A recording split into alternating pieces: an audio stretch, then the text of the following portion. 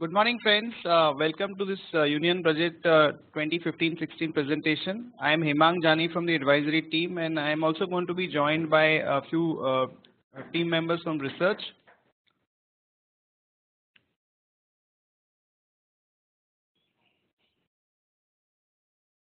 Friends, the key positives of the budget are that in spite of the fiscal constraints, wherein the net revenue growth in the tax collection is only about 1.4%, the finance minister has substantially increased the capital spending on the infrastructure. The additional allocation of spending of about 70,000 crore is in line with what was also proposed in the railway budget and what was expected by large section of the market, that we need to kickstart the process of the capital cycle with more spending, and particularly the government spending on various infrastructure projects to revive the investment cycle. So that is definitely a big positive for this budget. The key negative, as we see it, is that in order to create more elbow room for spending, the government has rolled the fiscal consolidation target from FY17 to 18, and the fiscal deficit, which is pegged at about 3.9% instead of 3.6% as per the FRPM Act. So the thing is that the fiscal deficit, for next year has been, increased by about 0.3 percentage points, and it has also been rolled over from FY17 to 18, which could not go down too well from a rate cut perspective, because a lot of hopes were hinging on this budget so that we can actually have aggressive rate cuts going forward. So this definitely is a bit of a negative for this budget. From a capital market point of view, FI, taxation and financial savings, etc., let me take you through key proposals in the budget. There is a postponement of GAR by 2 years, effective from April 17, and it will be applicable only from prospective transactions. This is definitely a big positive for foreign investors, as people wanted some clarity in this budget about GAR, and which definitely has come through. Also, there are proposals to have ease of tax regulations for offshore funds to facilitate operations from India. There is a bit of a clarity on the permanent establishment clause, which is why a lot of fund managers were operating outside India, and because of this clarity, more so with regard to the tax regulations, definitely this would be a big positive for hedge fund managers, etc. And the gold monetization scheme, which is going to attract financial savings away from the physical assets like gold, and the government plans saving rate to increase to about 36% of the GDP, as against the 30% which is currently there at the moment. The key negative is that the corporate tax rate now will be 34.6% in FY16. So definitely this is mainly because of the surcharge going up, and this could possibly reduce the consensus earning estimates for FY16. But as we all know that from FY16 onwards, there is a proposal to actually cut the corporate tax from maybe 30% to 25%, adjusting the exemptions, etc. So for FY17 onwards, you might see a bit of an increase in the consensus earning estimate. But for FY16, because of this higher tax rate, there could be a cut in the consensus earning estimates. Other key proposals in the budget are that there is going to be effective framework for dealing with black money in overseas and domestic economy. They are going to launch 5 ultra mega power projects in plug and play mode, in line with the other infrastructure segments. There is going to be rationalization of subsidies by expansion of the direct benefit transfer scheme, which will plug in the leakages and the corruption. Comprehensive bankruptcy code for ease of doing business, pre-existing regulatory mechanism to replace the multiple approvals. Financial market measures like creation of monetary policy commission, public debt, and merger of FMC with SEBI will have some kind of easing of operations, because you had two different regulatory authorities for commodities and equities. So the merger of the two would definitely ease, give some kind of an ease in terms of operation. Divestment of public sector enterprises, including the loss-making ones, is there on cards. We don't know the exact number or target which they have, but definitely next year more divestment is planned.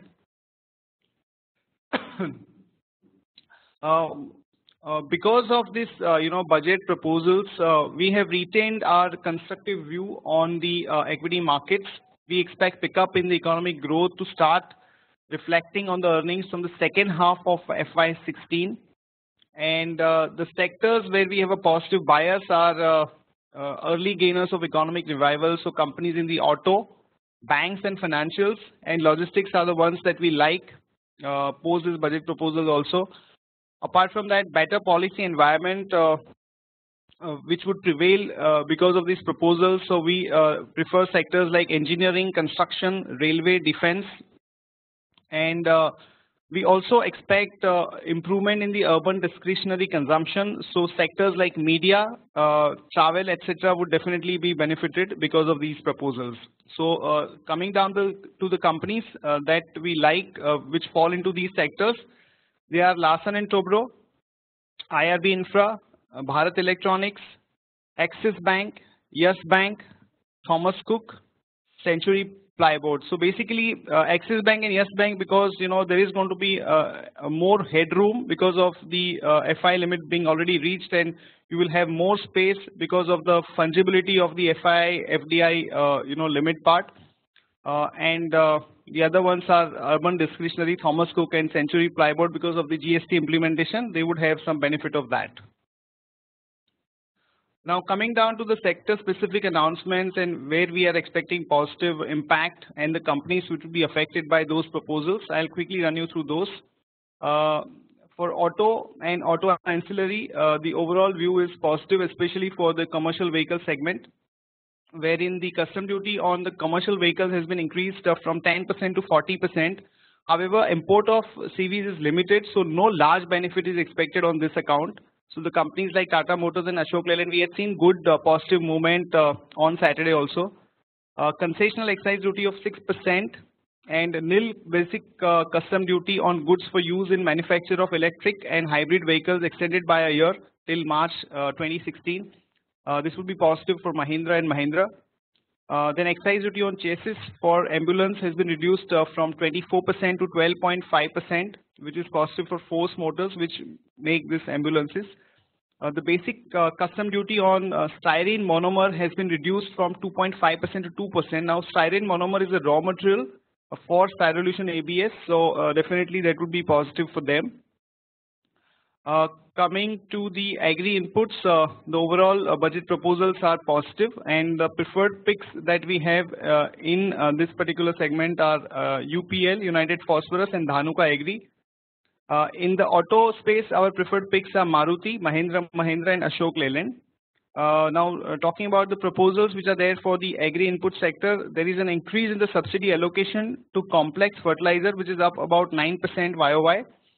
However, total fertilizer subsidy increase is just 3% compared to last year. So the impact overall is going to be positive, and the companies which would be affected by it positively are Coromandel Fertilizer, Tata Chemicals, and GSFC. There is a decrease in the custom duty on sulfuric acid from 7.5% to 5%, which is positive for Rama Phosphate, and rupees 5,300 crore to support micro irrigation and watershed development, which would have positive implications for companies like Jain Irrigation and Finolex Industries. Coming to the banks, the overall budget impact is positive, and our preferred picks are Axis Bank, Yes Bank, State Bank, PFS, and Capital First. First of all, the biggest positive for the banking sector is that the distinction between the FII and FDI has been eased, which would raise the scope for investment in the private sector banks. So particularly banks where the headroom was not available, and because of this proposal, that headroom would be available are Axis Bank, Yes Bank, which are under our coverage, and even banks like Kotak Bank and IndusInd Bank. There is going to be increased headroom, which would have a more buying flow. So we have already seen that on Saturday these banks were up, and we expect them to do well going forward also. Apart from that, encouragement of debit and credit card transactions will benefit banks having higher card transactions. So it will have positive implications for ICICI Bank, State Bank, Axis Bank, and HDFC Bank. There is a proposal to have a capital infusion of about 7,940 crore in the public banks, which is much lower than what was expected by the market. So since the capital infusion was extremely critical and was widely expected, this is definitely a bit negative for banks where there is that capital infusion issue. So IDBI Bank, Bank of India, and Union Bank, this development is a bit negative. Apart from that, increase in the fiscal deficit targets could increase the bond yields and may influence RBI on the rate cut. Now, friends, as we all know that the RBI had started rate cuts, and a lot of people were hoping that since the inflation is under control, you might see more aggressive rate cut. But because now the fiscal deficit targets have not been in line with market expectations, apart from that, we all know that the petrol and diesel prices have been hiked. So this can have some implications on the inflation. So the rate cut may not be that aggressive, which is definitely not a positive news from an overall market perspective, also from the banking and financial services perspective. So particularly PSU banks like PNB and BOI, this is negative. Then there is going to be a creation of autonomous bank board for public banks, and bankruptcy code will improve the governance in the long term, which is positive for all the PSU banks. So just to sum it up, overall view is positive here. We like Axis Bank, Yes Bank, State Bank, PFS, and Capital First. NBFCs, the key proposals are that the NBFCs above 500 crore to be considered for SARFAESI Act, which will enhance the NPA recoveries. So they will have the rules and regulations in line with the larger banks, which would be positive for companies like Bajaj Finance, Capital First, and Mahindra Finance. Then reduction for health insurance premium exemption limit has been raised to 25,000 from 15,000, which would definitely benefit all the insurers. So companies like Max India and Bajaj Finserv would have positive implications. House for All scheme, wherein 2 crore houses in the urban and 4 crore houses in the rural areas, will be built over a period of time, which would be positive for LIC Housing, HDFC, and Canfin Homes, which are basically housing finance companies. Then allocation of about 20,000 crore for Mudra Bank to refinance microfinance companies, which is positive for SKS Microfinance. Issue of tax-free infrastructure bonds will facilitate fund mobilization for IFCs. So companies like PTC Financial Services, PFC, REC, they would be able to mobilize long-term funding at a reasonable price, which is definitely positive for them. Now, coming to the capital goods,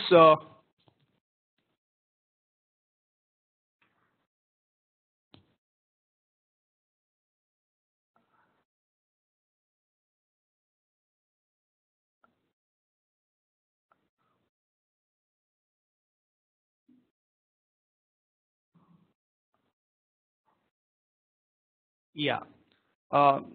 See, overall budget impact is going to be positive, and the selective stocks where we expect positive reaction are Larsen Toubro, Crompton Greaves, and Finolex Cables.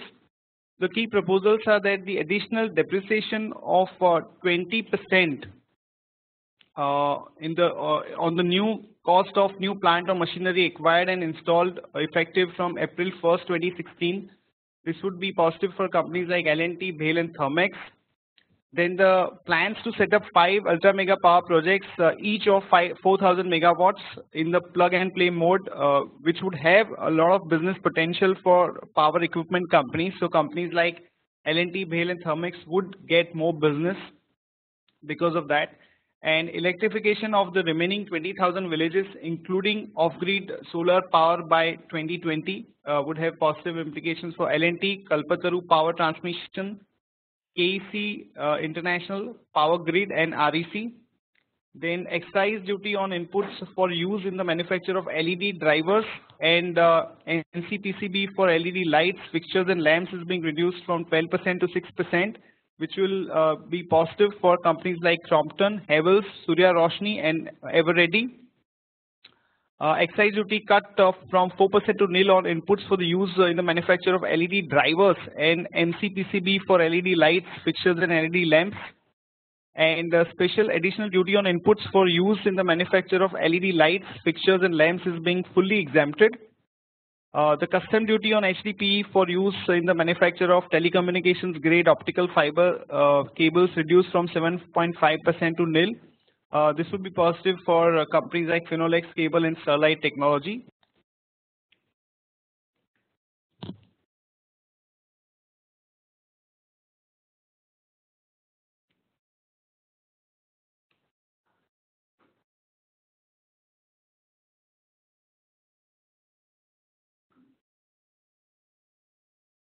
Yeah. Now, coming to the renewable energy, there is a revised target of renewable energy of to about 1,75,000 megawatts till 2022, comprising of 1 lakh megawatts of solar and 60,000 megawatts of wind, 10,000 megawatts of biomass, and 5,000 megawatts of small hydro. So, lot of these provisions relating to the additional target, etc., plus the excise duty on certain items has been reduced. So, this is going to have a positive implication for companies like Suzlon Energy, PTC India Financials, Ujas Energy, and Swelect Energy. Coming to the cement sector, there is an increase in the infrastructure spending by about 70,000 crore and a special incentive for Andhra Pradesh and Telangana to promote industrialization and economic activity in both the states. So this would be positive for companies like Ramco Cement, India Cement, and Ultratech. Apart from that, excise duty hike and increase in sales of clean energy on coal from 100 to 300 per ton to lead to about 2% increase in the cost of cement production, which is marginally negative for cement companies. Apart from that, in the railway budget also, we had seen that there is a 2.7% hike in the freight for cement. So for cement, what is going to happen is that there is immediately going to be increase in the cost, whereas the benefit of this entire infrastructure spending will take a while. So you might expect a bit of a negative reaction for the cement sector, particularly these companies, at least in the short run. Apart from that, this building of 2 lakh rural and 4 lakh urban homes over a 5-year period would have positive implications for companies like Everest Industries, HIL, and Ramco Industries. For consumer goods, the key proposals are like this. First of all, on the cigarette, the excise duty has been increased by anywhere from 15% to 25%, which will be negative for ITC. As the weighted average excise duty hike stands at about 16%, and it will have to take about 17 to 18% price hike to maintain the profitability, which will affect the sales volume. And we have already seen that a lot of brokerages have started, downgrading their earning estimate, the volume growth expectations, etc. So we think that there is going to be a negative reaction and expect about 2 to 3% cut in the earnings for FY16 and 17. The stock has already corrected by 8%. So if you see some more correction maybe today, you could look at accumulating this stock from a long-term perspective. Apart from that, increase in the allocation of schemes such as Manrega and other schemes is going to be positive for the FMCG companies. So companies like HUL, Jyoti Laboratories, GCPL, and Marico, this would be positive. Excise duty of 6% levied on condensed milk and peanut butter is going to be positive for companies like Nestle and Agrotech Food. Excise duty on aerated water and mineral water increased to 18% from 12% before is negative for companies like Tata Global Beverages. We have a neutral view on this stock. Now coming to the consumer discretionary services. In terms of travel services, about 150 countries will be included in a phased manner in the visa on arrival scheme. Friends, we have already seen that because of the visa on arrival scheme, we have seen a tremendous growth in the overall tourist arrival and related activities. So because of the expansion of that particular scheme, we think that it will have a very positive implications for companies like Thomas Cook and Cox and Kings. Apart from that, amusement park service tax of 14% is levied on access to the amusement parks, which will have negative implications for companies like Wonderla Holidays and Adlab Imagica. On the restaurant, service tax would be increased from 12.36% to 14%. So companies like Specialty Restaurant, Jubilant Foodwork, and other companies, the overall impact could be a bit negative. Building material, the GST will be implemented from FY16, and that will have positive implications for companies like Cera Sanitaryware, Green Ply, Somani Ceramics, Kajaria Ceramics, and HSIL. Housing for all, 2 crore houses in urban areas, 4 crore houses in rural areas, again will have positive implications on the building material companies. Footwear, the excise duty on leather footwear, the retail where the retail price is more than 1,000 rupees, is being reduced from 12% to 6%. So this will be positive for companies like Bata India, Liberty Footwear, and Relaxo Footwear. And on the jewelry, a gold monetization scheme to replace the metal loans. So this would be positive for players like Titan. On the defense side, the capital outlay for defense has been raised by about 24,000 to about 2.47 lakh crore, which will be about 10% kind of a growth YOY. So this would be positive for companies like L&T, Bharat Electronics, Bharat Forge, and BEML. Also, we have seen that there is a Make in India campaign which is going on, which would also be a big positive for defense companies. Coming to the infrastructure. Investment in infrastructure will go up by 70,000 for FY16. The National Investment in Infrastructure Fund is going to be established with an outflow of about 20,000 crore. And there are other proposals like tax-free bonds and PPP mode of infrastructure development. So this will have positive implications on companies like L&T, Gayatri Projects, Pratibha Industries, Punj Lloyd, KNR Construction, J. Kumar Infra Projects, etc. And service tax exemption to construction, erection, commissioning of original work pertaining to airport has been withdrawn. So this would be a negative development for companies like GMR Infrastructure, GVK Infra Projects, and HDIL. Coming to the construction in the road sector, as we all know, the road sector outlay has been increased by 14,000 crore, which would be positive for companies like IRB Infra, ITNL, Ashoka Buildcon, and Sadbhav Engineering. Apart from that, completion of 1 lakh kilometer under construction projects and sanctioning and building of another 1 lakh kilometer is going to be there. On the waterfront, services by common effluent treatment plant is exempt from the service tax, which would be positive for Vatek Vabak. And 100% reduction will be allowed for contributions to Swachh Bharat Kosh and Clean Ganga Fund. Now coming to the media and entertainment, the implementation of GST is on track, which will come into effect from April 2016, which will be positive for companies like Dish TV, Network 18, Eros International, PVR, among others. And service tax plus education cess has been increased to 14% from 12.36%. to facilitate transition to GST, which is marginally negative for some of these media companies.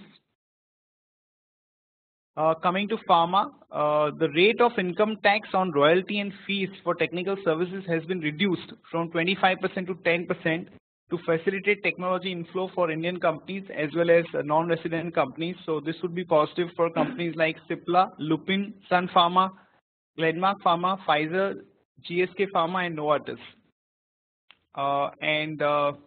Talking about the real estate, as you all know, Housing for All has been proposed, which would have positive implications for DLF, Unitech, HDIL, Purvankara, Ashiana Housing, and Godrej Properties. Apart from that, rental income arising on REITs owning real estate property directly shall be exempt from April 1st, 2016.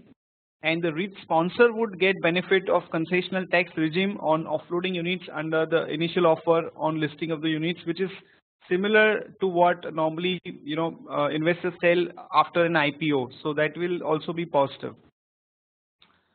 Friends, that's it from all of us. This entire report would be available on your mails.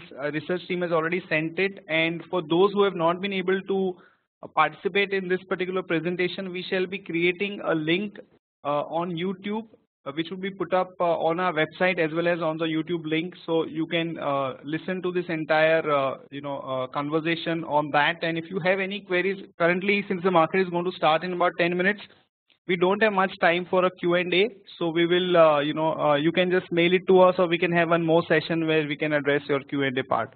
Thank you so much for attending it.